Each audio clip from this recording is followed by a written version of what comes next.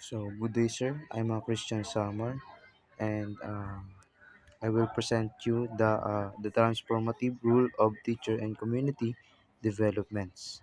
So, introduction: teacher are more than educators; they are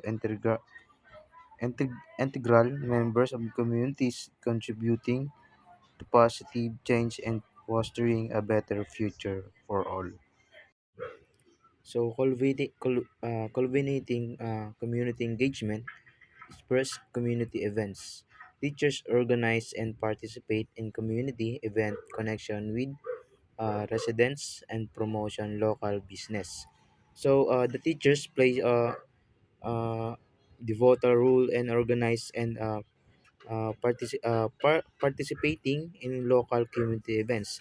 And these events serve the platforms to connect with residents, promote cultural and social activities, and support local business. For example, organize school first, clean up drives or clarity events allows teachers and students to interact with community members and showcasing the school contribution to local development and creating positive impact on the surrounding area. So next, volunteer initiatives. So they encourage volunteerism, inspiring students to give back to give back to their communities and build a sense of belonging. So the volunteer initiatives is encourage students to engage in volunteer activities is another vital way teachers cultivate community engagement by by guiding students to participate in protect such as a food drives, tutoring programs, or environmental campaigns. Teachers helps instill to scenes responsibility and belonging. So next, community partnership. They form a partnership with local organization, leveraging sources and creating opportunities for collaboration. And dito naman sa community partnership is the teachers establish partnership with local organizations such as business, non-profits, or governments and agencies to enhance resources and create collaboration opportunities. So the next slide, supporting local initiatives. First, environmental conservation. So the teachers guide the student in environmental initiatives, planting trees, cleaning local parks, and raising awareness. So sabi dito, teachers guide and student and activities like tree planting, park cleanup, and environmental awareness combines and promoting a logical stewardship. And the next, social justice advocacy, and they foster understanding and awareness of social justice issues, encouraging students to advocate a positive change. So the social justice advocacy educators encourage understanding of social justice issues, inspiring students to advocate for fairness and positive social change. So the next slide, promoting educational access. So literacy programs, teachers spread a literacy program providing access to books and resources, particularly and under resourced communities.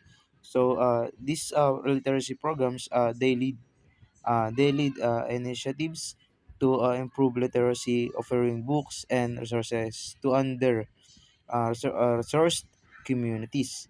And the next, technology integration. They bridge the digital divide, equipment the student with essential technology skill, and ensuring equal access to learning opportunities. So this technological integration naman, teachers and teachers helps to bridge the digital divide by teaching technology skill and providing equal access to digital tools for learning. So next, fostering partnership and collaboration. So first, community leaders. Teachers connect with the local leaders and advocating for community needs and leveraging partnership for resources. So this they collaboration with local leaders to address community needs and secure resources. So next, parent and involvement. So they actively involve parents in the education process, creating a strong communication channel and collaboration leaderships. So dito naman sa parent involvements, so the teachers engage parent in the education process, fostering open communication and teamwork. So the next slide, building community capacity. So first, skill development. Teachers equip community members with valuable skill through workshop training session and mentorship programs. So they conduct workshop training and mentorship program to meet community members with essential skill. So number two, resource sharing. They facilitate the sharing of resources and knowledge, connecting individuals with opportunities and support networks. So number two is teachers connect to individual with resources, knowledge, and support network to enhance communities. So last, leadership training. Teachers nurture emerging leadership, empowering individuals to advocate for their communities and drive positive change. So this leadership training, they empower to emerging leaders to advocate advocate advocate for their communities and inspire positive change. So the next slide, advocating for equity and social justice. So number one, exclusive education. Teachers advocate for inclusive education, ensuring all students have access to equality education regardless for background.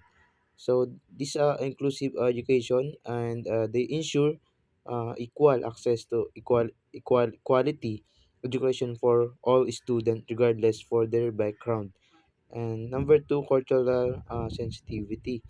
They promote to cultural sensitivity and understanding, fostering welcoming and respectful learning environment for all. So teachers promote understanding and respect for diverse diverse cultures, fostering a welcoming atmosphere. So this empowering community change makers. So number one, critical thinking. And number two, problem solving. The teachers develop three critical thinking and problem solving skill equipment student to address community challenge. Number three, leadership development. So they foster leadership skill, empowering student to advocate for change and contribute to their communities. So last, conclusion.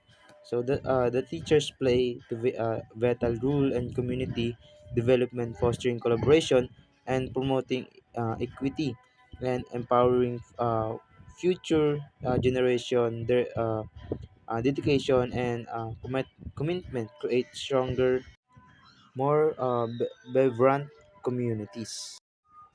So that's all. Thank you for listening. God bless your heart.